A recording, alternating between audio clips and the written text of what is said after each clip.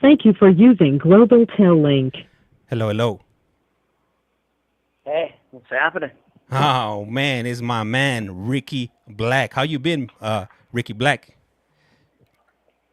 I've been fantastic. Been really good, man. Really good. You know, it's been a minute since we had you come on. I think maybe the last phone call we did was back when I was out in Amsterdam, and we did that video visit. So it's been at least like two Yeah, three months or maybe even more, because I would think I was out there like in June. Um, yeah, anything interesting happened in the last few months? yeah. I got granted parole. I went to board on the 19th and was found suitable for parole. So that's the one big thing that's happened in my life.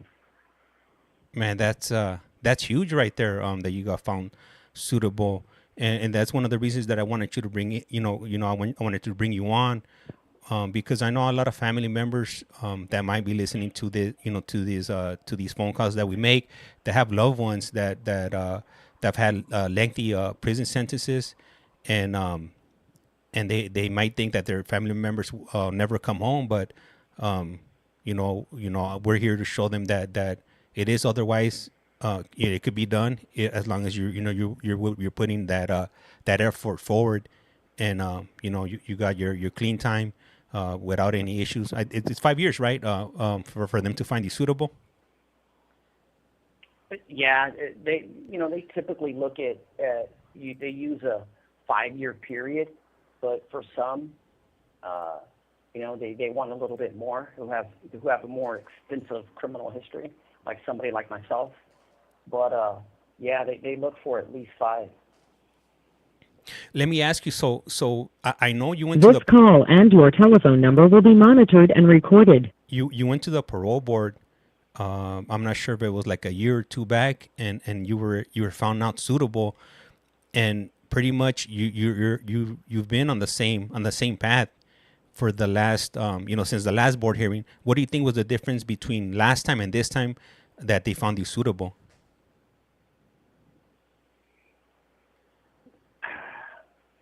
You know, I'm a real student of the board process. So I look at the board process a little different than everybody else. But for me, you know, it was about more clean time, wanting more clean time from me uh, for for the board. But one of the things that the board member told me was they were really focused on my confidentials, and they really wanted me to own the confidentials that were in my file from 2018. So one of the you know early questions that I was asked at board was, "What about these confidentials from 2018? What do you have to say about that?" And I owned them. I said, "Hey, I minimized at my last board hearing when I didn't have to, and yes, I was involved with criminal activity at that time." As soon as I said that, the commissioner moved on. And during his decision phase, he mentioned that. He said this was a big uh, point of contention during the hearing, was your confidentials and how you were going to respond to them. And he said that, today you said you minimized at your last board hearing. And he goes, and that was huge in for me in making the decision to find you suitable. So the difference was me owning from last board to this board the confidentials and saying that I was engaged in this behavior in 2018. Ricky, and for somebody that might not be familiar with confidentials, exactly what does that mean? So a confidential information report is when an inmate goes to uh, the administration to an officer and says something about you, and says, "Hey, Ricky was involved, or Ricky is selling drugs, or Ricky's extorting people," which were the two confidentials that I had at that time. Was I was targeting other inmates for assault, and I was extorting other inmates. Those were the two confidentials from 2018 that the commissioner wanted me to own. And in order for those confidentials to get in my file, another inmate has to go to the correctional officers, the police, and tell them, I'm up to no good and these are the things that I'm doing. And then they make a report saying that. Another thing that they do is people who owe drug money on the yard, who can't pay their bills no more, they lock up out of fear that they can't get drugs or they're going to be attacked. And when they lock up off the yard, they have to say these things. They got to say that everything that they know. And I'm not the only person that they mention. They say everything. Anyone that they know who is selling drugs or involved with illegal activity, they mention every single person when they lock up. And every person that they mention, a confidential information memorandum goes into those inmates' files. Wow, that's interesting. And this you know this confidential information that was dropped on you, it was years ago, right? It wasn't anything recent. So all they wanted to hear from you is that you take full responsibility for whatever was said about you, right? Right. Exactly what they want to hear. They want you to say, and even though, and here's one of the things that me and my friends talk about. These confidentials may not even be accurate. There may not even be any truth to them. See what I'm saying? Yeah. But because you're engaged in some kind of behavior, criminal behavior, it's best when you go in there to say, hey, I was involved with these kind of activities throughout my prison career. And at that time, I was involved with criminal behavior. So, and sometimes, there might be some confidentials that you just don't want to admit to because they're just not true. But one of the things that we like to teach in here is in the board process, if you were involved with illegal activity, then there's a good chance that this information is true. Even though it may not be true for this particular confidential, it's best just to get ahead of it and to admit that you were engaged in this kind of behavior. So why was it that last time on your first hearing, when they brought up the confidentials, you minimized them, opposed to this time, you took full responsibility? So my last board hearing, it was a two-part question. The first part was I extorting inmates or targeting inmates for assault? And I said no. I said, but, I believe whoever made this confidential information was somebody who owed me money. And I think this is how this confidential came about. The second follow-up question from the commissioner was you involved with criminal behavior in 2018? And I said no.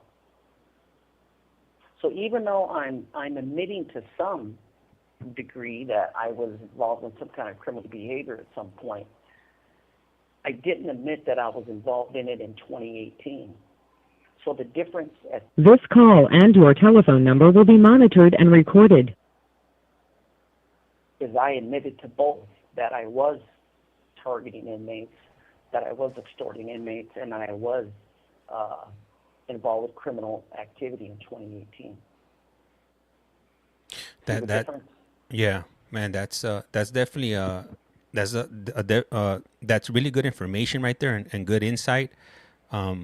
Because I feel that a lot of family members, wives, girlfriends, brothers, dads, moms don't understand what kind of questions are being asked in the background in these board of parole hearings, and I'm hoping that these conversations get into the right ears, so like that they're able to understand what's happening and possibly even help out their loved ones understand what's happening and what to expect when you go into these parole board hearings. So the questions themselves that we're talking about really don't sound like much, right? Mm-hmm. So when you go, oh, it's a confidential information, we don't know if it's true or not, right? And even the commissioners don't know if they're true or not, right? But what they do know is if you were involved in any kind of criminal activity around this time, and if you were, they want you to be transparent and own it and just say, yeah, I was. And a lot of times when you own it, they just move on and it doesn't become an issue. They don't ask a follow-up question or anything like that. So for me, because I didn't fully own it 100% at my last hearing, they held that against me. It's like I met them halfway, 50-50. And for someone like me with a long criminal history, that just wasn't enough for the last commissioner. This time I went in and I owned it 100%. And this commissioner, if that was enough for him, and he found it suitable. So it's, you know, it's just something that small that could prevent you from getting found suitable. And it would delay you 2 more years. So it's been it's been about 19, 20 months since my last hearing. So if I had owned it 20 months ago, I would have already gotten out of prison. That's interesting. And let me ask you something, Ricky. So I asked you this question a little bit earlier on, so hopefully I could ask you in the same manner. So can you describe to us the feeling when you got found suitable for parole? Yeah, I'll do my best. It's really indescribable. You know, I've never had a dream come true. I've never had some fantasy or some daydream come true. Like I've never won the lottery, you know, and these are big things. You know, I've never experienced any, you know, major thing happening in my life that's just overwhelming with joy and happiness. And being incarcerated for 25 years, experiencing everything that I've experienced, to be sentenced to 3 consecutive life sentences in California, the hopelessness of that sentence weighs on you for 25 years. It did on me for 25 years.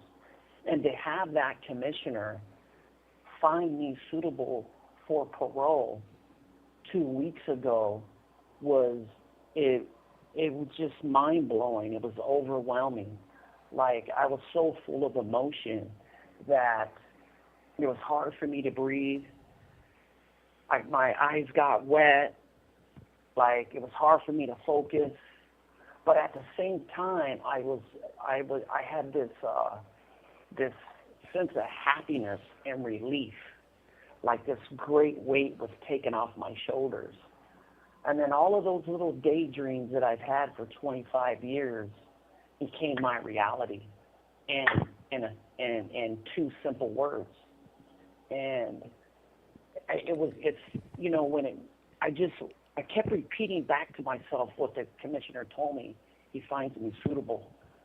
And I've been working so hard to go home, you know, and just be a part of my daughter's lives, that the reality of that was just, it's indescribable. You know, like I was telling you, you know, I've been married, I've had kids, I've got a granddaughter, you know. You have 60 seconds remaining. And none of it compared to that feeling that when he said, I find you suitable. It was just overwhelming, man. I couldn't believe it. So I know the call's about to disconnect right now. So if you want to go ahead and give us a call back, and then we'll go ahead and continue. And then I'm going to ask our audience if they want to participate in this conversation. And if they have any questions, feel free to ask them. And I could go ahead and, relay the message, and we could do it like that. Okay. Sounds good, my man. All right. Sounds good. I'll call you back right now. Okay. Thank you, Ricky. All right. So right now, when he comes back, we got a question on one of the other platforms we're on, and I'll go ahead and ask him right now, so he could go ahead and give us a rundown of exactly why is it that he's in prison for. What an amazing journey, man. You know, I've been talking to Ricky Black for over we started talking about over a year ago. I think about September of last year, 2023, right around the time that I started taking these phone calls. And I think he was probably either like the second or third individual that came on and shared his journey with us. And for anybody interested in listening to his journey, check us out at right here and go to playlist and look up Ricky Black, and you'll find this journey. This call is now being recorded. You have a prepaid call from Ricky Black, an incarcerated individual at the Centinela State Prison, Centinela, California. This call and your telephone number will be monitored and recorded. You have a prepaid call. You will not be charged for this call. To accept this call, say or dial 5 now. Cinco. Thank you for using Global Tel Link. Hello, Ricky. Hey, what's up, my man? Hey, Ricky. We had ICEMAN tapping in right now, and he wrote, "What's up, Ricky? Nice. It's ICEMAN. Congrats." Yes, I send mine to you, my man. Thank you. Man, that's right. And then we got a question from you also over here, and we from Ashton, and Ashton's asking, what is he in for? And then if you don't mind sharing that, if you could give us down a breakdown of when you were sentenced, how were your sentence, and how many years total once they were done, adding all these different charges up. So I was convicted of conspiracy for murder. I killed another gang member who, was, getting out of line and disrespecting someone, and he got put in a hat. And at that time, we wind up having to kill this guy. And then I got a conspiracy to assault with a deadly weapon on him as well, where I received 36 to life. On the conspiracy for murder, I received 87 to life. And then I got assault with a deadly weapon on another individual who attacked my sister. And I went to go talk to the guy, and I wound up assaulting him. And I got an additional 26 to life for that assault. So I had 3 consecutive life sentences, all violent crimes, and was sentenced under the 3 strikes law here in California. And what was the total once everything was totaled up? Oh, man. I don't have my calculator to do the math right now, right?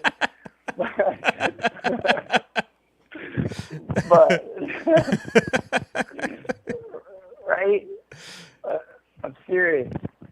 So, we're talking 60, 72, plus 87. I mean, it was 160-something years. Yeah. 3 life sentences. I mean, it was so much to process, man. It was ludicrous. Like, it didn't even sink in that I had that much time. It was just like overkill, right? Yeah, Ms. Vero wrote hella years. You had hella years you stacked up. Let me ask you: Did you ever go to court to get resentenced on all those on all those years that you caught? I did on the conspiracy for murder. I got it overturned, and I went back to court, and they dropped the charges on it. They dropped the conspiracy for murder on me, and that's what actually made me a 3-striker. And so when Prop 57 passed, I became eligible for Prop 57, and that's what allowed me to go to board and ultimately be found suitable for parole. If that wouldn't have got overturned, what would have been your earliest parole date? My earliest parole date was 2067. So that was huge then. Yeah, like I couldn't believe when Prop 57 passed. I was like, and I was still in the mix. I was still, pushing hard, doing a lot of knucklehead stuff. And when that bill passed, I was like, I couldn't believe like I was going to get an opportunity to go to board. And then I went to a consultation hearing and talked to a commissioner, and he says, hey, this is what I want you to do. Here's your roadmap. Do this, and you'll be found suitable for parole. And I did exactly what he told me to do. Took me 3 tries. I went to board 3 times to ultimately be found suitable. But I followed his roadmap, man, and on my 3rd try, I got found suitable. And let me ask you, once you're found suitable, we had a question on here. When are you released? Are you released immediately, or how does this whole thing work? So there's a review process. There's a 90-day review process where all the commissioners get together and they review your case and review you being found. This call and your telephone number will be monitored and recorded. Hopefully nothing new comes up. Everything stays the same. They all sign off on it, and then they send your case to the governor. And for me, I have 120 days, and so the last 30 days the governor gets my case, and he gets to review the decision by the commissioners, and he could either embank me, which would send me back to the commissioners for further review, or he could confirm the grant and release me, and that will take 120 days total if that happens. So you'll be out in 100? Is it 120 days or 150 days? For some, it's 150. Okay. But for me, it's 120. Oh. I'm a 3-striker. So mine is 120. Okay. Oh, okay. So we're looking at the end, possibly like at the end of January, right? Yeah, January is what we're looking at. Okay. Oh man, I gotta book my flight. Gotta get my rental. Gotta pack everything up and.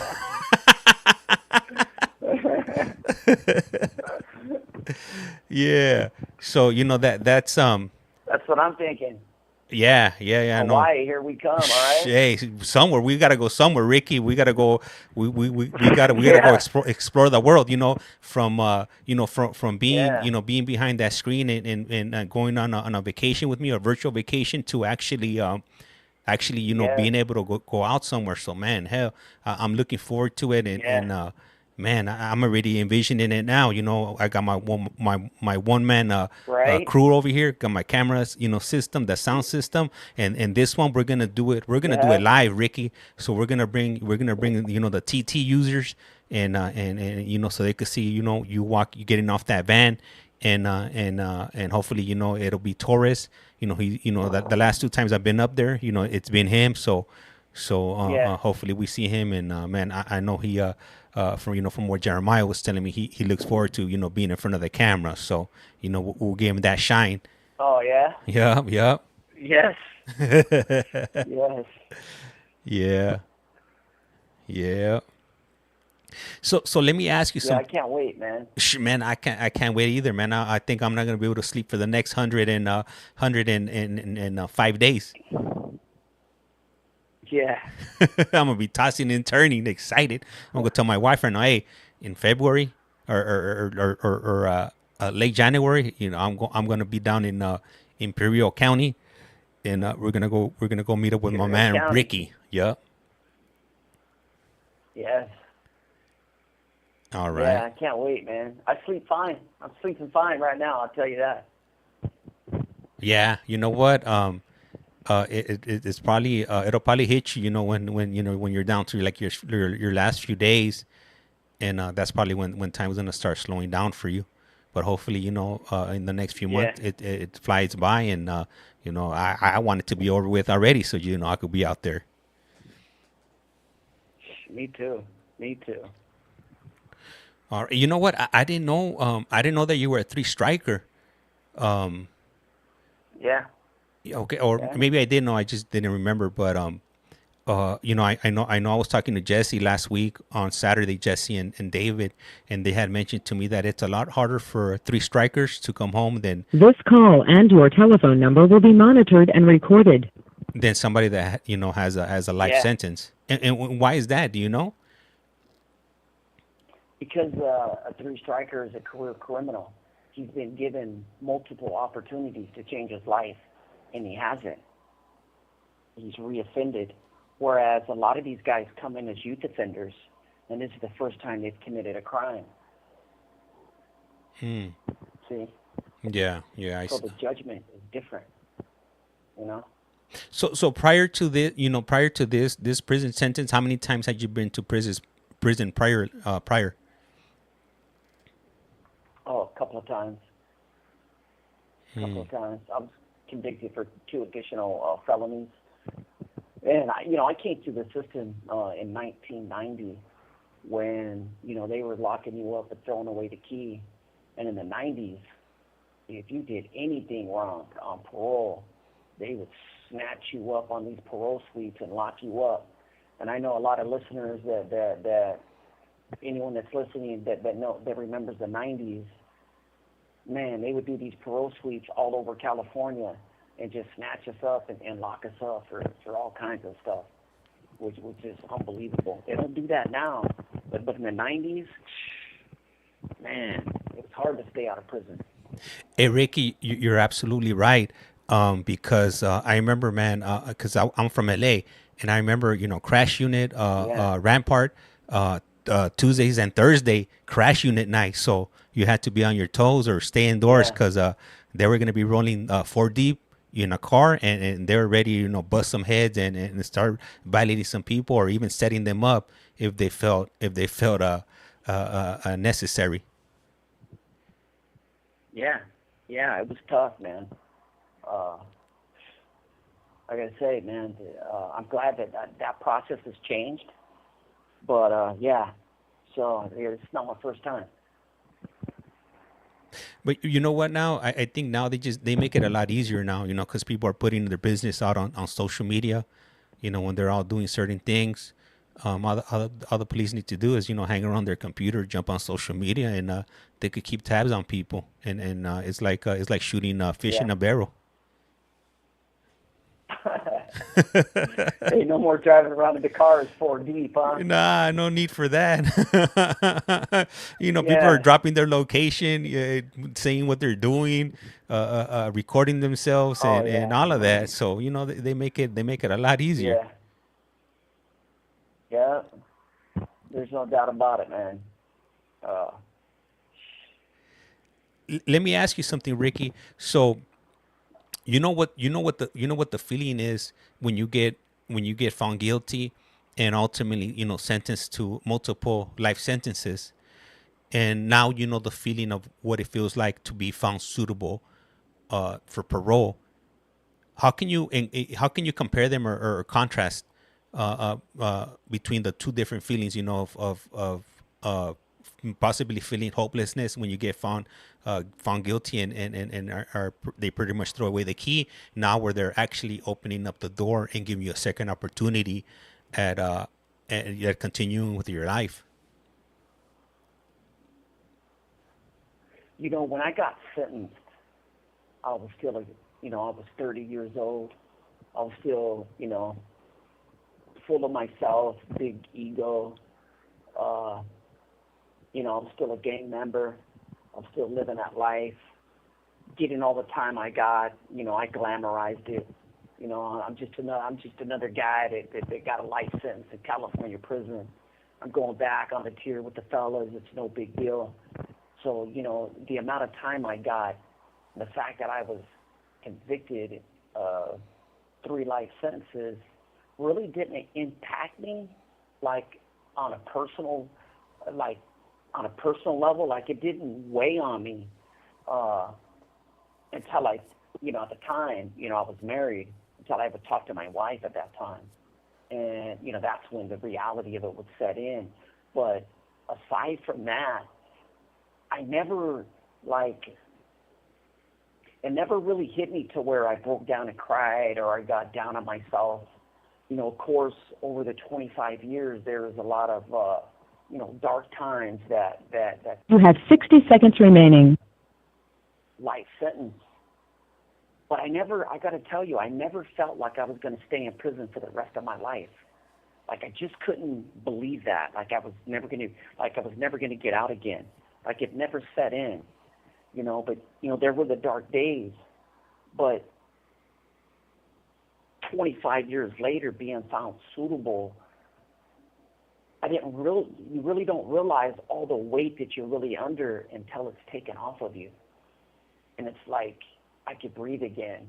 I have hope again. I got dreams again. And, those words hearing in that board, man, was something that I'll never hear that again, and I'll never have to get to experience that again. But let me tell you, man, it was like the weight of the world being taken off my shoulders, hearing those words. And the call's about to hang up. Call back. I got a question. For you from Miss Vero. All right. So right now, when he calls back, I'll go ahead and ask him your question. Appreciate that participation. That definitely helps us. We're at 6.3K, so a little bit over 6,000 likes. Really appreciate it. Hopefully, we're able to make it to the front page. If we do, we do. If we don't, we don't. We'll I'll try tomorrow, and hopefully it cracks tomorrow. So for anybody that's interested in listening, Ricky Black's backstory, if you go to our other social media page, which is right here, and by typing that in, go to our playlist, look up Ricky Black, and you'll be able to listen to his story. We interviewed him last year. I think I want to say in September. So it's been a little bit over a year now that he's come on, and there it is. The prison phone is ringing. This call is now being recorded. This is Global Tel Link. You have a prepaid call from Ricky Black. an incarcerated individual at the Centinela State Prison, Centinela, California. This call and your telephone number will be monitored and recorded. You have a prepaid call. You will not be charged for this call. To accept this call, say or dial 5 now. Cinco. Thank you for using Global Tel Link. Hello, Ricky. Hey, what's up, my man? All right, so I got a question for you on here on from the TT side, and it's from Ms. Vero 559, and she's asking, what's one of your first meals you want? I thought about this a lot, and I got to tell you, I don't know what meal it's going to be, but it has to be greasy and a lot of meat. Like, I need some meat and some grease in my life. Like, I'm tired of eating sausages and, the little chalorios that, we get to buy in here. Like, I want something with a lot of meat, a lot of grease that I can sink my teeth in, So I'm not sure what that meal is going to look like, but that's all I could think about, All right. Well, we'll figure something out. And I got another question from Joe Billings coming out of Carson, California, from the Harbor area. And he's asking, the $1 million question is, what are you going to do when you get out of prison? So I'm gonna work. I'm gonna be in Paso Robles and working at one of my friend's companies. Him and his family. They got a boat company down there that does, maintenances on boats, and also boat upholstery, reupholstering boats. Which will be the main part of my job. So, my boy's he's an ex-lifer. Started his own boat business. He reupholsters boats down there, and then his family owns a boat repair shop, and right there on the Nelson Middle Lake. And so I'll get to get hands-on work fixing any problems with the boats coming in, and also doing upholstery. Man, that's cool. You got a buddy that's gonna look out for you and give you a helping hand and help put that good foot forward. Yeah. I mean, I couldn't believe it. There's a lot of money in that business. There's a lot of work. It's all day long. It's every day of the year. Even in the wintertime, you got to wrap the boats up. This call and your telephone number will be monitored and recorded. So it's constant work, man, and it's good money. So I should be able to do well. All right, cool. Hey, I got a comment from you from J Ball, and he says, tell him to give his salvation to the Lord. No doubt about it. If you know, I really believe, man, that there was an intervention by faith, by our Creator. You know, that the powers that be, God, Jesus, you know, whoever you know you want it to be, whatever the powers are. Myself, I believe in fate, and my fate was getting out of prison one day. And there's no doubt, man, that God had His hand on me and my family. And you know, coming in with the amount of time that I had, you know, I never thought I was going to get out. But you can't see the day, should I say, that you're going to get out. But my day has come, and I'm very, very grateful that I've been found suitable for parole, and I'm definitely going to make the most of it. Over here from the on the other social media account, we got a comment from Scorpio Rising, and she writes, "Congratulations, Ricky." Yes, thank you. I appreciate your words. Very, very grateful. And then we got another comment from Helen Mora 852, and she writes, in all these years, which prisons have you been in? So I started off, I started off, I went to Wasco Reception, went to Corcoran Shoe, went to Sad F, went back to Corcoran Shoe, went to Kern Valley, opened up Tehachapi Max, went to Ironwood, now I'm in Centinela. I've been to Pelican Bay, Folsom, Tracy, Soledad, Lancaster, been to Delano. I mean, I've been to Tracy, Mule Creek. Like, I've been to so many different prisons, it's ridiculous. Man, you got the full, you got the full CDCR Yeah. experience. Yeah, all the way to Crescent City, all the way to Blythe, and now here in Imperial Valley. Absolutely shameful. I could have made better use of myself than this, I got to say. So you've been to the highest part, or the most northernest part of California, down to the Mexican border. You know, bordering you're in Imperial Valley, and it's just like you know, you could look at the border from there. You could see the wall and all that good stuff. Yes, I can. Yeah. Yeah. Yeah. From both ends. Very cold in Crescent City, very hot down here in Imperial Valley.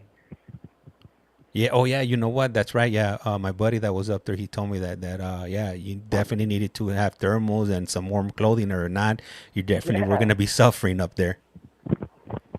Yeah, it's cold up there, man. You're in an ice box all day. You know? All right. So I got another comment right here. Concrete tomb. Sorry. Go ahead, Ricky. Okay. No, go ahead.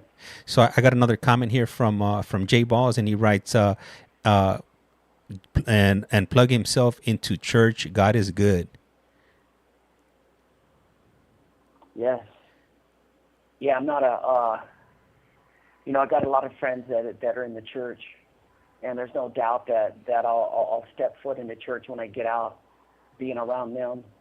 But I'm not a church going guy. You know, I'm a man of faith. I do believe in there's a higher power out there, and you know, and so I definitely want to go in and you know, express my gratitude and give my thanks to you know, to God and His powers that be at some point, for sure. Thank you for answering that, Ricky. And I got another comment here or a question from Joe Billings, and he's asking, will your parole office allow you to work on boats because it's in water? Yeah, they will. And Joe's also asking, he's asking, old Folsom or new Folsom? I was a New Folsom. New Folsom, okay. All right. I don't know the difference, Ricky, but I'm sure you could tell me what the difference is between the both of them. Yeah, so the old Folsom is the old penitentiary that was built. You know, I think it was built at the end of the 1800s, early 1900s. And New Folsom was built, I believe, in 1988.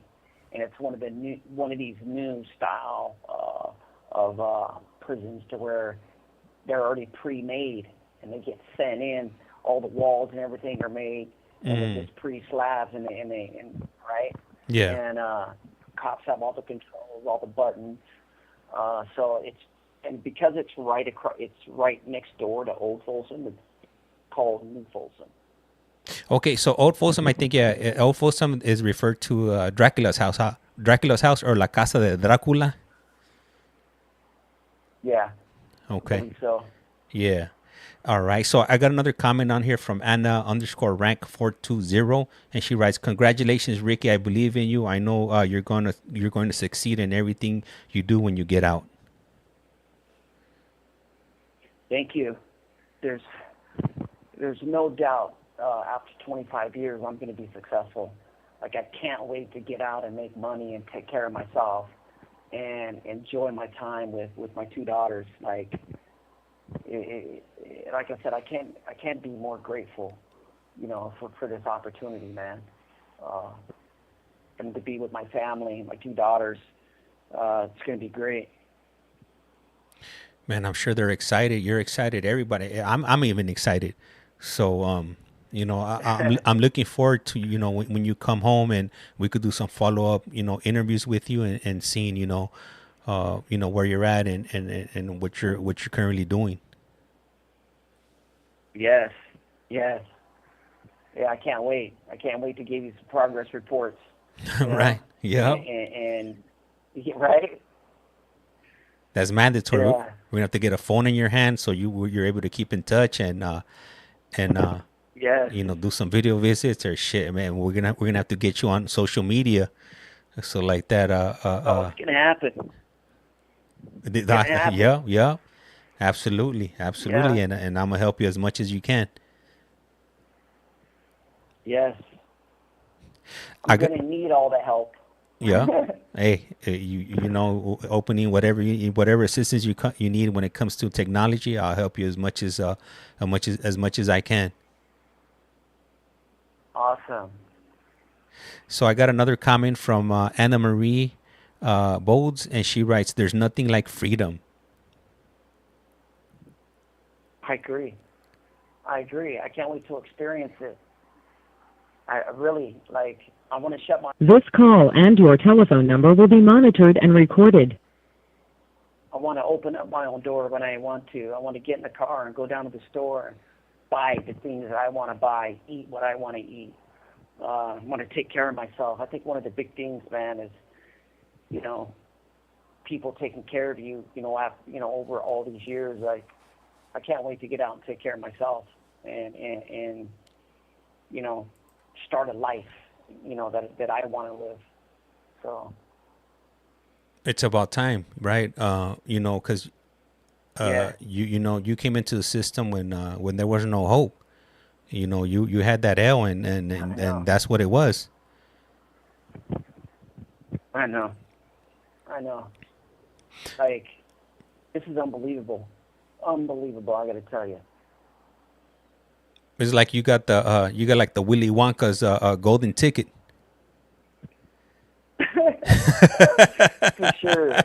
For sure, right? Yeah.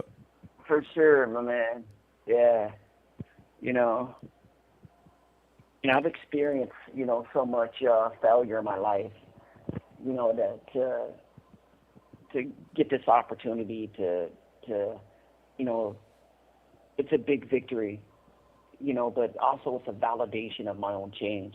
It's a validation how much progress I've made in changing my life and becoming the man that I've become. To have professionals have a conversation with you, see your change, and then validate that with granting you parole. you know, because these men, they do their job and they do their job well, and they know when they're talking to you if you've changed your life, like they've done their homework. And so being found suitable was a validation for me that I've came to the point to where someone trusts me other than myself, right? Because it's a big trust to let me go, to say, hey, we believe you're going to be successful. So to have that validation, man, it means a lot. It means a lot to me, and it even gives me, inspires me even more to get out and be better, you know? I got another comment from Scorpio Rising, and she writes, this is the best news to hear before I go to bed tonight. I am so excited for your future, Ricky. Yes, man. Thank you. Yeah, I appreciate that, because, you know, you talk to all of our friends, James. You know what it's like. You know, you've had a lot of conversations with all of us, and this change that we have to go through in order to be found suitable, it weighs you down because you have to walk such a fine line. You can't have a bad day or a mistake. You have 60 seconds remaining. So to walk such a straight line for all these years and to be found suitable, like, man, it takes all that weight and all that pressure off of you. And it, like I said, it's a validation of how far you've came, you know? Absolutely. I agree with you. I know the phone's about to hang up, so if you could give us a call back, and then I'll read out some more comments right here from our viewers, listeners, watchers, and we'll go ahead and continue with the conversation. Okay. All right. So Ricky, you know, he's in prison. These phone calls only last 15 minutes. After 15 minutes, they're automatically cut off, and after that, he's able to call us back. So we'll go ahead and wait for his call. And man, I gotta go ahead and do one of these for Ricky. I would do it while he's on the line, but I don't want to blow out his eardrum. Hopefully your abuelita's not sleeping right now, because she might be highly upset. She might be coming for you, because she's not coming for me. I'm too far away. Let me say, and I appreciate all the likes to the live. Highly appreciate it. And there it is. The phone is ringing. This call is now being recorded. Global Link. You have a prepaid call from Ricky Black. an incarcerated individual at the Centinela State Prison, Centinela, California. This call and your telephone number will be monitored and recorded. You have a prepaid call. You will not be charged for this call. To accept this call, say or dial 5 now. All right. Cinco. Thank you for using Global Link. Hello. Yes, sir. All right, Ricky. Let me see. I got some other comments right here, and I'm not trying to skip any comments. I'm scrolling up. So we got another comment from J Balls, and he writes, the only person could help him is to walk into the Lord.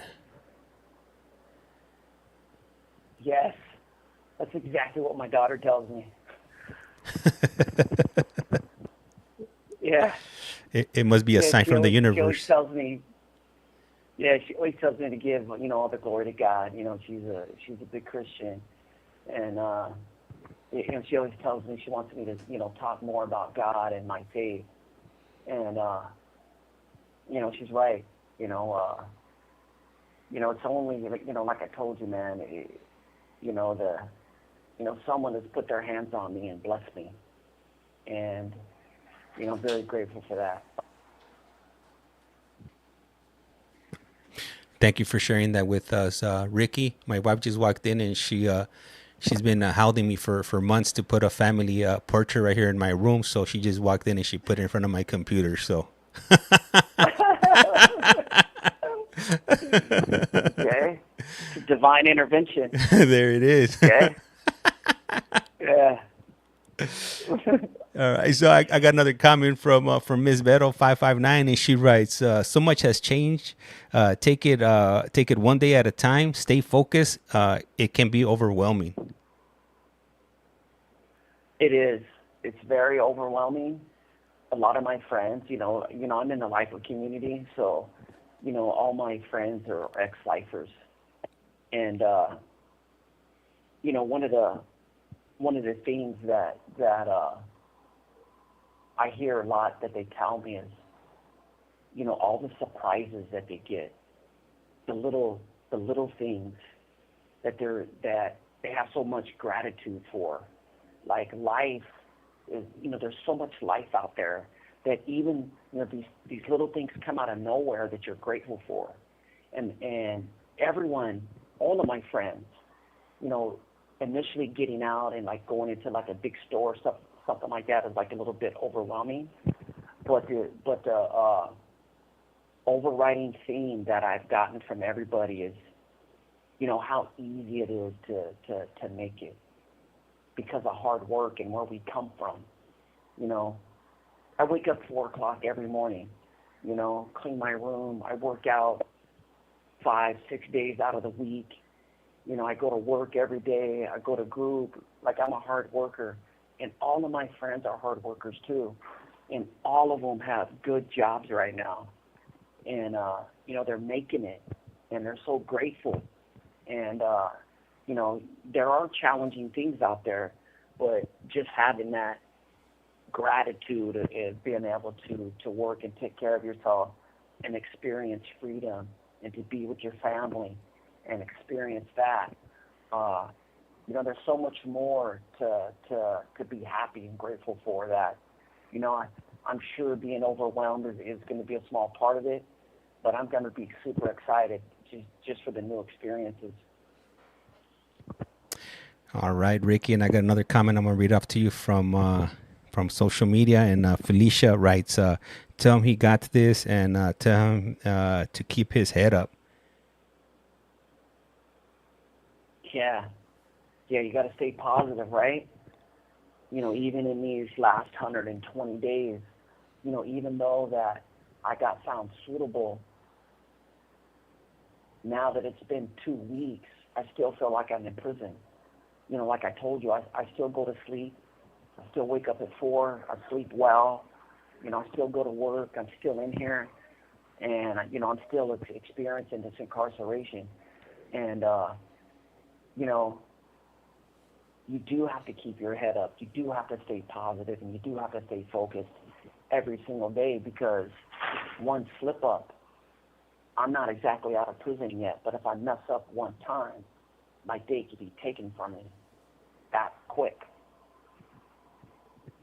Yeah, I mean, at the end of the day, you're still in prison. You're not out that door yet, and prison is an unpredictable place. And I know Silas, Jesse, and David, we were actually having conversations today where they told me that that in Centinela they're planning some changes where they're gonna be switching it over from SNY yard over to a non-designated yard, and that's gonna add a different element to it, because normally when this type of integration happens, it doesn't happen without incidents. Yeah, there's going to be a lot of violence. This call and your telephone number will be monitored and recorded. People are going to get hurt, and, I hope I'm gone before that happens, and I hope my friends here can go to another prison and they don't have to experience that, because a lot of these guys are youngsters that got out dates. They don't have life.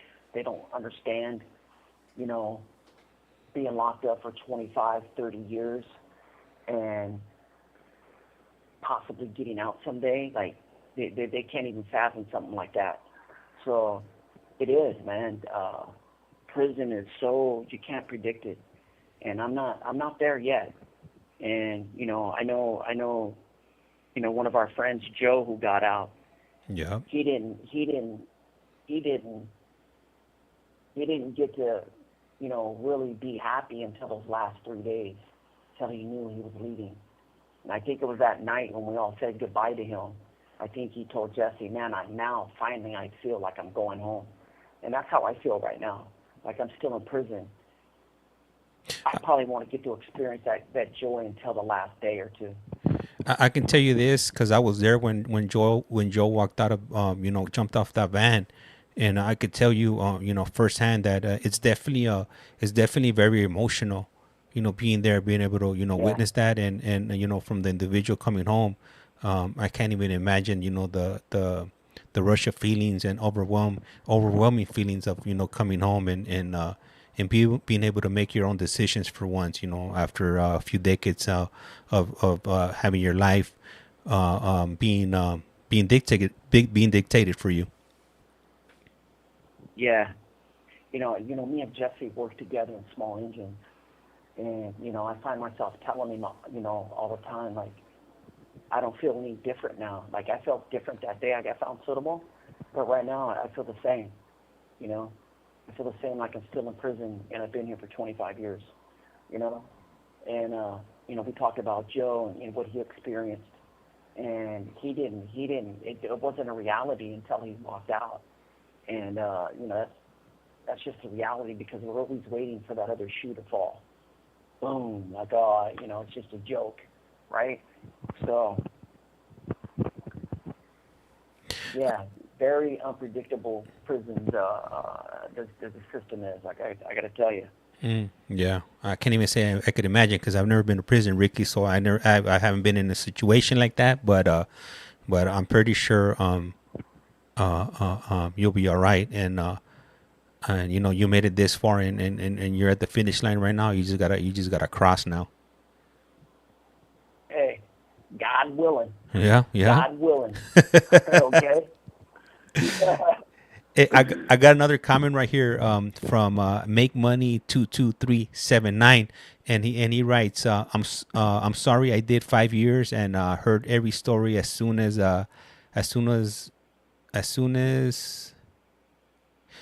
you get out, all the stuff you said is gone. And let me ask you, Ricky, because you've done a few years prior to this lengthy prison sentence. What's the difference between then and now? Because I think getting incarcerated as a lifer and knowing that you at one point you were never going to come out of prison definitely changes you when you do have that opportunity. So what would be the difference between then and now? The difference today is I'm a man. I stand on my own 2 feet and make my own decisions. And I'm not concerned about what others think of me. Okay? Yeah. Now, that's a big thing because so much of my life has been worrying about what all my friends think of me. Oh, I got to do this. Oh, I got to do that. Oh, they're going to look at me this way. Today, I'm a man, a mature adult. I make my own decisions based on my own needs, based on who I am, on my own moral values. I'm no longer looking at the external world and worrying about what they think of me. I worry about what I think of myself. Today, I value who I am as a person, right? I don't get my value from my friends anymore. It's who I am as a man, as a father, as a grandfather. Like, when I came in, I was this kid, this messed up kid, this youngster. Even though I was 29, I was still full of myself, worrying about what other people thought of me. Today, all of that noise, all that background noise is no longer a problem for me. I'm able to walk through it without it bothering me whatsoever. So standing on my own 2 feet and valuing myself and having my own self-worth is the difference.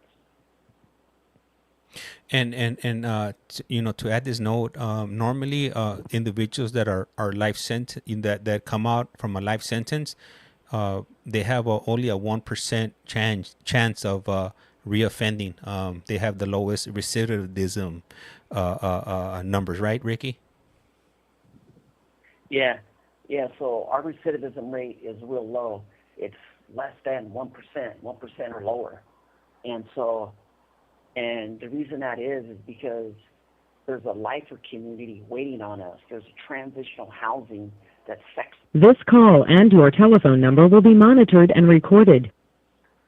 So there's a bunch of people out there waiting to bring you in. And if you don't have family, you don't have funds, you don't have clothes, you don't have any of those things, no worries. The lifer community, when you go to these transitional housing, sets you up with all of those things. They'll provide all those things for you.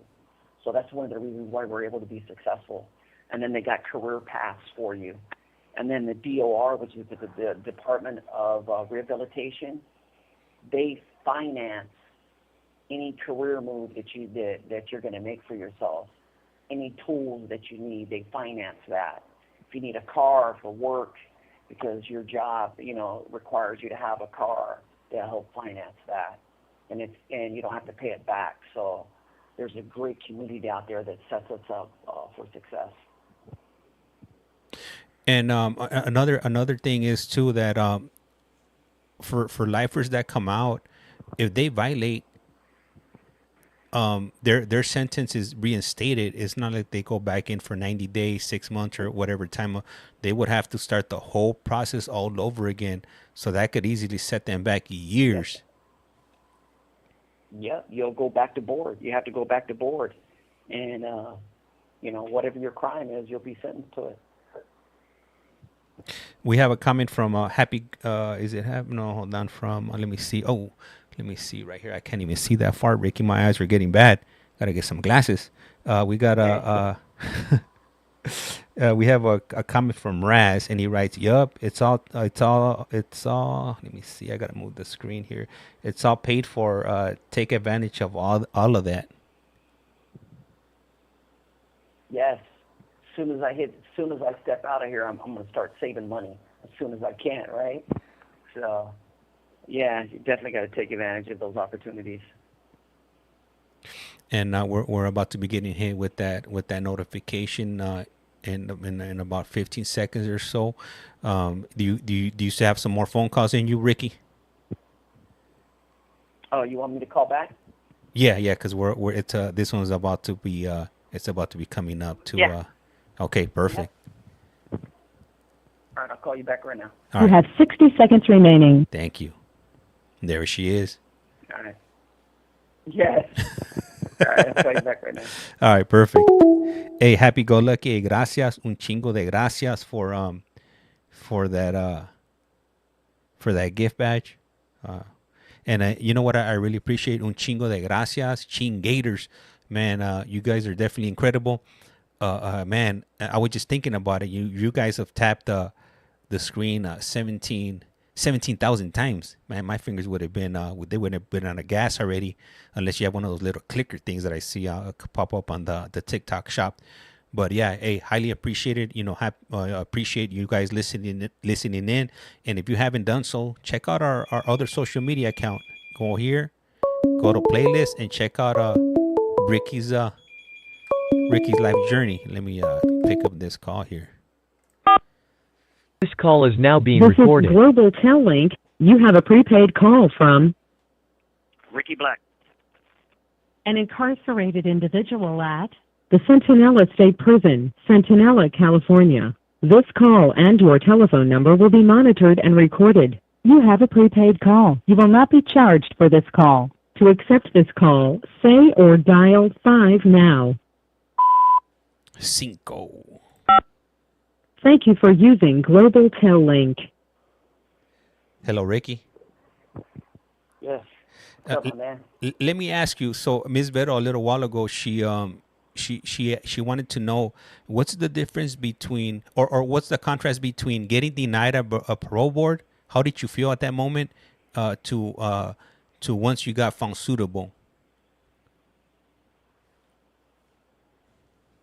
So, there was at my last hearing, there was a little bit of disappointment because I thought I had put in enough work, to be found suitable.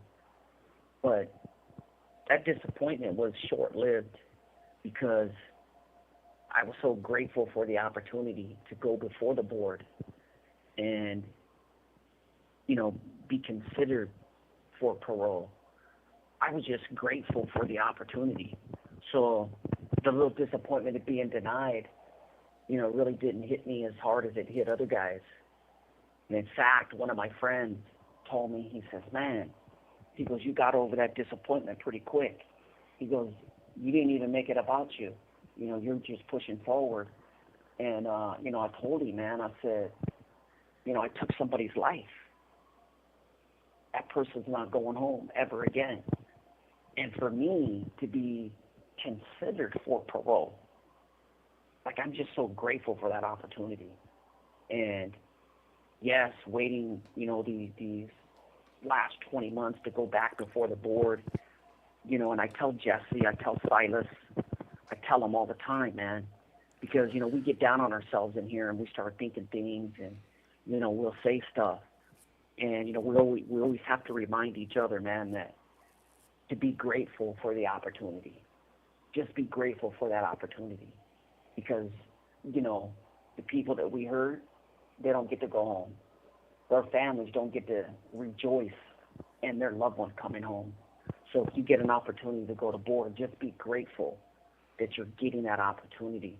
Because if you start thinking that you deserve it and that they need to let you out, then you're looking at it from through a lens that isn't positive. It's not productive.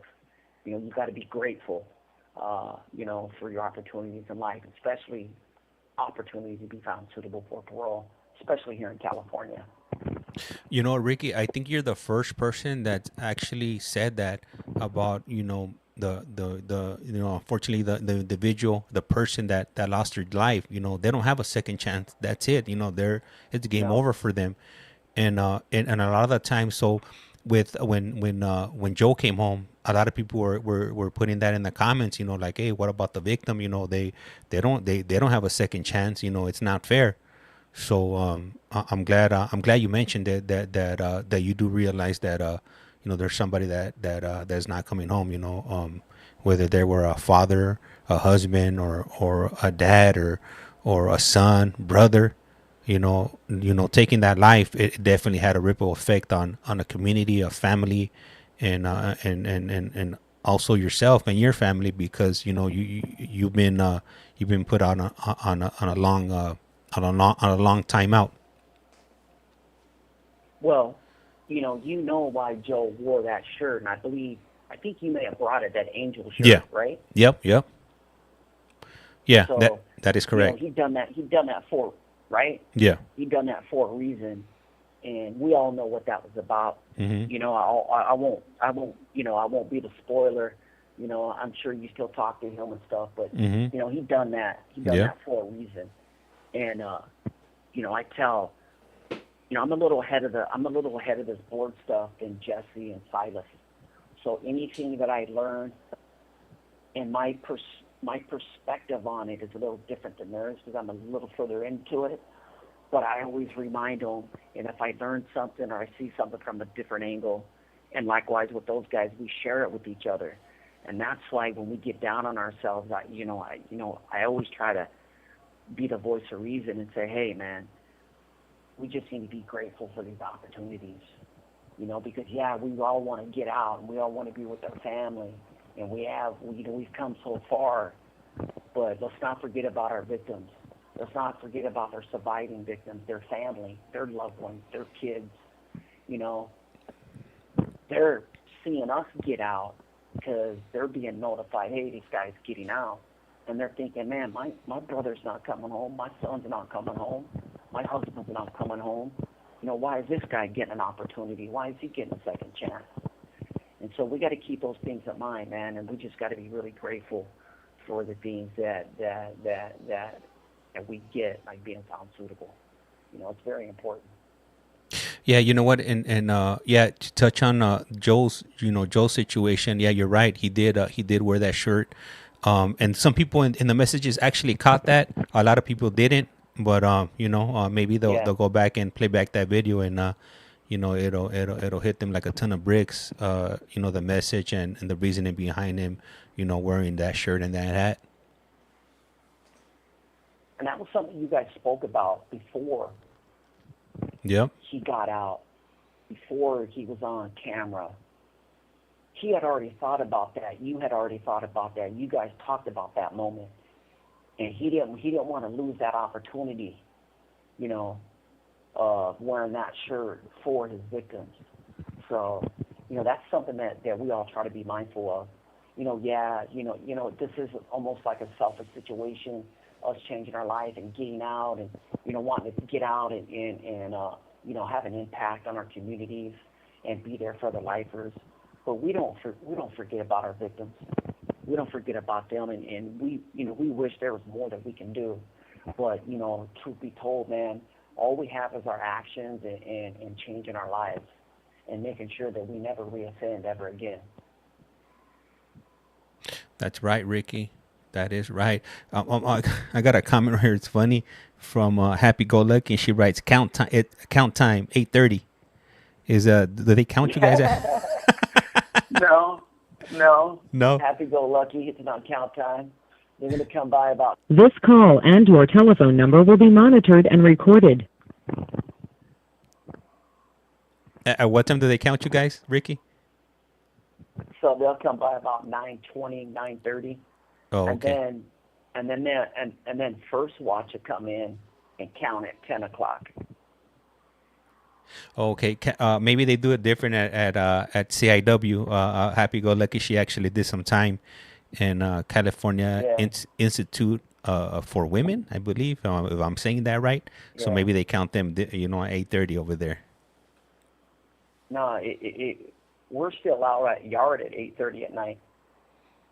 Oh, okay. Okay. Let me see. She wrote something. Oh, yeah. She said, oh, yeah, yard recalls at 8:30. My bad. Yeah. You know, it's been a while, I guess. Yeah, she's been out. I don't recall how long, but yeah, she was down for a minute, and now, you know, she's out on the street, and, you know, she'll pop up, you know, here and there, and you know, give some likes over here on social media. And we're about to be hitting. We're currently at 19,000 likes, Ricky. They've been tapping away at the screen, you know, trying to get us into the algorithm. Highly appreciate them. Appreciate you. Appreciate everybody. Yeah. Well, I hope Happy Go Lucky's doing good. She's changed her life, and she's working and being successful. Yeah, she's been out. She's going on 5 years that she's been out. Yeah, that's great. That's great. And then we got another comment from Horror is Life, and she's sending the little waving hand. We currently got Ricky Black on the line. Yes. And I'm going to read another comment over here. We have a comment from Anna_rank420. And she knows, I know your family is so excited to have you come home because I'll be in their shoes in 2029. Oh, okay. So I'm guessing she has a loved one behind bars, and I'm guessing she has a loved one behind bars, and they'll be coming home in 2029, unless she's in prison, and she's going to be coming home in 2029. Well, I don't know what her situation is, but if it's somebody that's going to board, I just want to, I hired a private attorney. His name was Joseph Magazzini. And I know friends of mine that have hired him also since I've been found suitable. He's one of the best and most affordable private board attorneys that you can hire. He's out of Orange County. He's out of Santa Ana. And the dude's magic, absolute magic. And he's only $3,500, which is very affordable. And my boy Jesse got him. My boy Silas got him now. And I turned him on to this guy.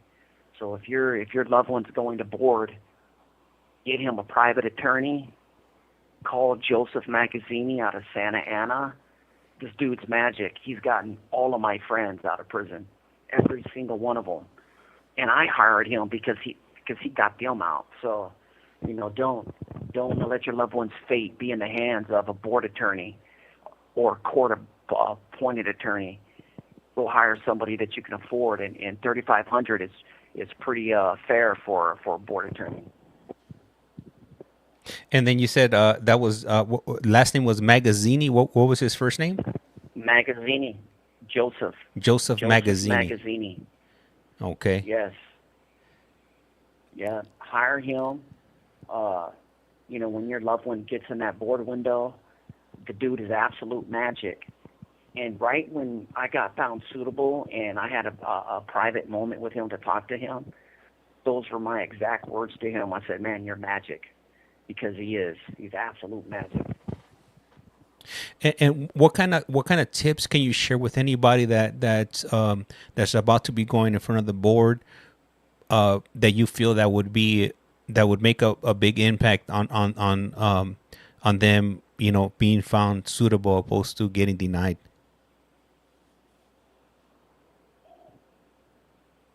Well, you have to put the work in, and everyone that's going to board knows what that is. That's 5 years clean. That's disassociating with criminals and gang members, right? That's staying away from the politics, the prison politics. That's working and bettering yourself in here, you know, being positive every single day. And one of the things that me and my friends do here is we board talk every single day. There's not a day that goes by that we're not talking about the board process. We're not asking people each other questions, right? We're talking about the process itself, right? So we live it every single day. We go to sleep thinking about the board. We wake up thinking about the board. Everything we do is about the board process. We're about educating ourselves. We're about getting a vocation. So when we do get out, we can find a job. So our whole existence is in that process, that board process. And that's what I was telling you about this big weight being taken off my shoulder, because I've been on the grind, the board grind, for these 6.5 years, that it wears on you. It really wears on you. This call and your telephone number will be monitored and recorded. I'm still enthusiastic about the board process just as much today as I was before I got found suitable. I love talking about it. I love talking to Jesse. I love talking to Silas. I love talking about the board process because I want everybody to be in that process thinking. So when you are sitting in the hot seat and they're asking you questions, it's automatic. Your answers are automatic. So live it every single day. And if it's not about board, don't engage in the conversation. If it's not about education, don't engage in it. And like I said, get a private attorney, because he's going to put you on the right. You have 60 seconds remaining. He's going to tailor everything about the board to you specifically that's going to help your chances.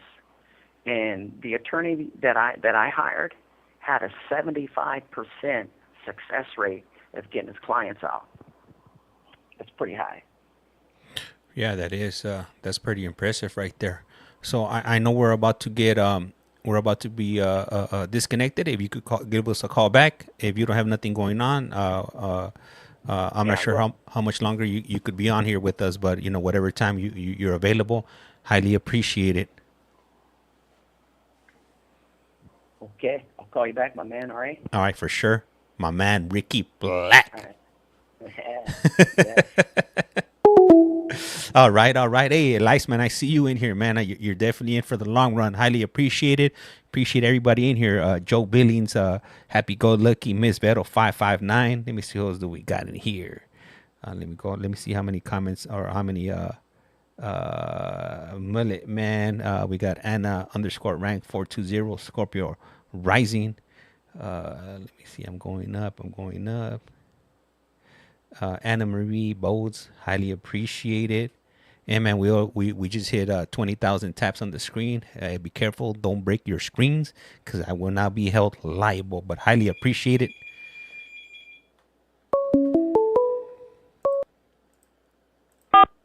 This call is now being This recorded. is Global Tel Link. You have a prepaid call from Ricky Black.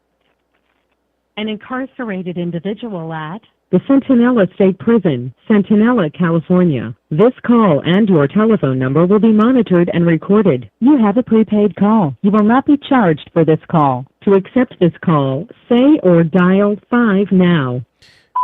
5 5. Thank you for using Global Tel Link. Hey Ricky, so let me ask you,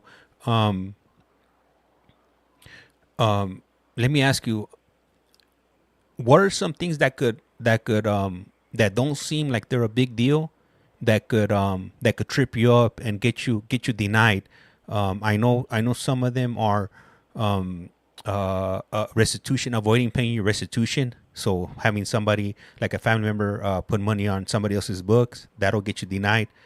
Cell phones, maybe some of the conversations that people are having in the GTL tablets, with their loved ones, they're getting into fights, or maybe phone calls, because the border patrol has access to all of that. Is there anything else that you could share with us that'll get somebody denied?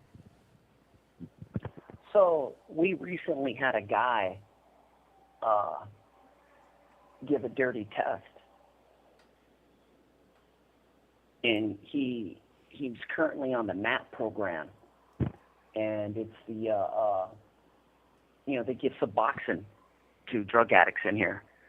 So everybody, there's a lot of these dudes on Suboxone, but what happens is they test them like once a month. So if you're doing drugs, and at that time that test to come back dirty for whatever you're using. Well, this individual didn't know that the board had access at that medical file. So when he went to board, they said, hey, you got a dirty test right here. And he didn't think, because he didn't get a write-up, that they didn't know that he had a dirty test, because he never got the write-up. He thought he was okay. So when he went into board, they knew that he had a dirty test. And that ultimately, got him a denial. And a lot of people don't realize that, even on Suboxone in here, and even though you don't get write-ups, when you turn in a dirty test, because you're protected under, HIPAA, the medical field, or whatever that is. Yeah. But the board has access at all that stuff. And so when they seen that he had a dirty, he knew, like, the gig was up. There was no way out of it. And he went in there and denied it, that he didn't use it, that they got his test messed up with somebody else's. Yeah. But those are one of the things, man, that people don't realize, man. These guys had access at all of our phone calls, all of our text messages, all of your medical files, all your letters, all of that stuff, man. And so when you do get found suitable, they, like I said, these are professionals that have done their homework. They know who they're talking to. So they know what you've done and what you haven't done. And so everything is being evaluated, because they don't want to release some dangerous individual back out into the community that's going to hurt somebody again. So they have to do everything that they can, because they're the gatekeepers, my man. They are truly the gatekeepers. They are keeping everybody safe. This call and your telephone number will be monitored and recorded. From those of us who have crossed the line. So they use every resource that they can to determine that you're suitable for parole, and that is part of the process. So in other words, if somebody thinks they're gonna walk in there and run this liquor store drag on the border parole board, it's not gonna happen. They're gonna see right through it. They got all the information about you that they need to determine whether they're gonna find you suitable or not, and it's pretty much up to the individual with their words and being honest whether they're gonna be found suitable or not. Listen, prison has some of the best talkers that you'll ever meet in life, and they got that liquor store dragged down to a science. All we do in here is yap, right? And maybe one or two dudes may be able to go in there and run some liquor store drag on these commissioners and get out, and that's that 1% that reoffend. that we were talking about on the recidivism rate. Mm-hmm. It's like 1% or below of lifers who get out recidivize. Yeah. That guy is the one that we're talking about, right? Mm-hmm. And so you're not, it's not often that you're going to go in there and pull the wool over these guys' eyes. Like these commissioners are highly intelligent. They're educated. They come from they went to law school. They're into, they were into some form of law enforcement, either judges or district attorneys or psychologists, highway patrol, sheriffs. Like these people, man, are intelligent individuals, and they could smell a ghost from a mile away. So when you come in there, man, you ain't coming in there and selling them something. They know exactly who they're talking to, man. And my advice is don't defend who you used to be, and introduce them to who you are today. And if you do that, you're gonna do just fine. Man, I like that saying right there. Don't defend who you used to be. Introduce him into who you are today. Man, I got to put that on a T-shirt, Ricky. You know what I'm saying? Yeah. Man, hey, so Yeah. we got another comment or a question from Ernest, and he's asking, so why would he get denied for being on that if he's trying to get off of drugs? Isn't that supposed to? Yeah, but the dirty test showed that he was under the influence of something else other than Suboxone. Not only that, also he lied about it, so he was being deceitful. Yeah. So that's maybe he would have had a better chance if he would have became clean and admitted it, opposed to trying to pull the wool over their eyes and try to make it seem like what are the chances of having your urine analysis having it mixed up with somebody else? I'm sure it happens, but I mean, sometimes you just got to take it in the chin. Like you were mentioning earlier on, people might be dropping confidentials on you, and the best thing for you to do is just, admit to it and keep it moving. And because if not, it might cost you 18 months at the minimum, and 5 or 15 years, depending on how the Board of Parole feels that day. Well, I got to tell you, if I'm going to board and I'm on the MAP program and I'm getting tested once a month, I'm going to make sure that bottle's mine and it has my name and number on it. And it's not getting mixed up. Okay? It's that simple. Yeah. Like my freedom's important. My freedom's important to me. Mm-hmm. What you're not going to do is hand me somebody else's bottle. Right? Yeah. And hand my bottle to somebody else. Like, that's not going to happen. I'm going to make sure that, hey, this is mine and I pissed in it and I'm giving you my stuff, because my freedom is that important to me. Going home is that important to me. That those are things that you got to be mindful of and aware of constantly. Thank you, Ricky. We got another comment from Ernest, and he writes, "Oh, okay, I understand now. I've never experienced that kind of stuff in my life. Thank God." Yeah, absolutely. That's what I was telling you. So much weight was taken off my shoulders when he found me suitable, because prison is unpredictable. You never know what's going on in here. People get flighted all the time.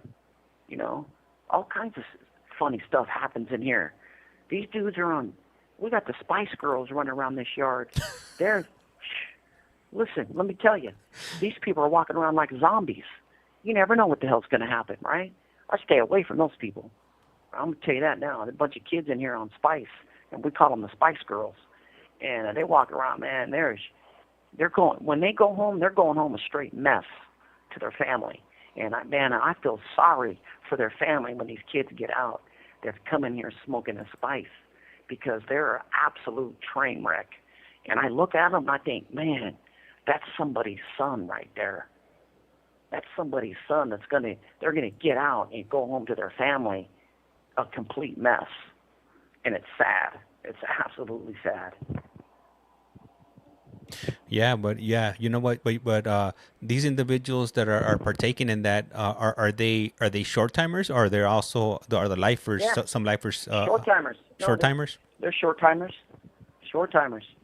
And it's sad. I put in all the work to go home to be found suitable, and these guys come in here and they're an absolute mess, and they're going to go back home to their families and be a liability instead of a Productive member of society, or come back yeah, in a better position yeah, that they were before they came in. yeah, man, I see them, and anything can happen in here, man. We had a 15-man riot a few months ago in one block, and it was all the Spice Girls and those guys getting loose, acting up, acting like idiots. And, like I said, man, this place is very unpredictable. Right now, how many people that are not lifers participate in any of the programs that you attend, whether it's like CGA, Gogi, or any programs that you could take advantage of, right there where you're currently at? Everybody gets assigned to them. It doesn't matter, how much time you got, or if you're in. This call and your telephone number will be monitored and recorded. There's only a few lifers in the groups. Most of these dudes got out dates, and a lot of them are just doing it for the milestones so they can get credit and go home sooner. Thank you, Ricky. And I know we're getting a little bit short right now on time, and I know it's getting a little bit late. I know you do have to wake up at 4 a.m. Let me see. I got another comment from Ernest, and he says to change and better yourself. That's right. I know a while back you had mentioned that I had obtained some of your CDCR headshots, if you will, and you had mentioned that you would like to speak about those pictures and kind of what your mindset was when those pictures were taken, or what you were going through, or the bus ride from one prison to the next. Hopefully we could set up sometime soon where you could come on and we could go over those pictures, and we could share those pictures with our audience. I think with Ricky, we had about a total of 9 pictures, if I'm not mistaken, like 8 or 9 pictures, through different parts of his journey, different years. And I would love to, get some insight on what your mindset was, where you were at, during those times in your journey. Hey, one of the best pictures on there is from 2018. Let me see. You know what? I'm gonna look it up on my phone right now, and I'll show it to my viewers right now. Let me find it over here. Hey, that's when I was in Tehachapi Max. And we're talking about those confidentials that I admitted to at board, right? That picture is from that time. 2018. Like, it looks like I've been out in the sun. I got a big old smile, and I was like, dude, how was I looking like that in 2018? Oh, okay, I see it. Yeah. What was going on in my life? You got that little landing strip right there. I'm gonna show it to our viewers over here. And there it is. That's Ricky Black right there, 2018.